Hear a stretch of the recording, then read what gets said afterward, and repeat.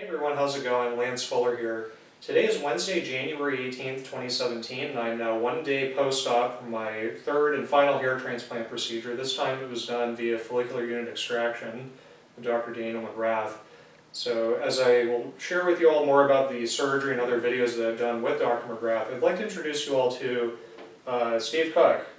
Steve is not just the Yoda of hair transplants, he's been in this business for more than 37 years. When I first started my follicular journey back in 2012, Steve was one of the first people I talked to, and he was someone who not only got me on the right path in getting the first two procedures that I had done with my first surgeon down in Fort Lauderdale, Florida. He's really helped me better understand this business and how I can help you all out in finding the right surgeon for your own particular needs. And I have really come to get to know Steve better, and I honestly consider him someone like a big brother figure to me. So Steve, can you tell us a little bit about yourself?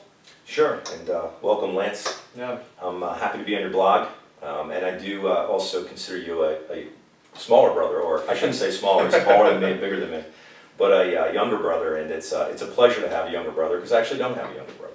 And I never had a big brother, so there we go.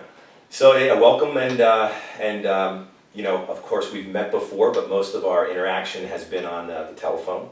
But it's been a journey, maybe you want to call it a follicular journey, that we've been together, and Lance has been a breath of fresh air. It's someone that, the kind of guy I speak to, the kind of patient I speak to all the time, that calls up and, you know, has gone through the internet, of course, and has some questions, and he's just one of the brightest guys I've met, and just really takes it all in. He listens a lot, he doesn't talk a lot, he has great questions, and he's someone I appreciate being able to educate in a way where it needs to make sense to him.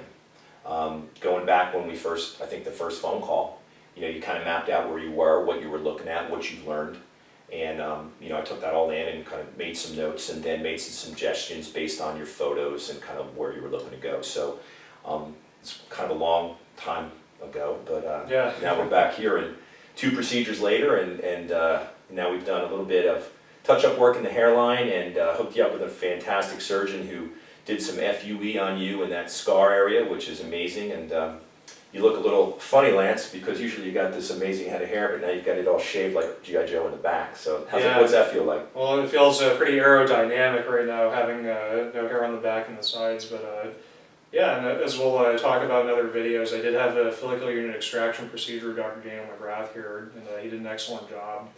And yeah, so one thing that I wanted to mention about Steve is that, so when I first started on this journey back in 2012 and then going into 2013, when I had my first consultation with a big corporation that does hair transplants, and when I talked to a lot of other smaller practices, it was almost like it was just a marketing barrage. It was just, you know, a 15-minute high-pressure sales pitch.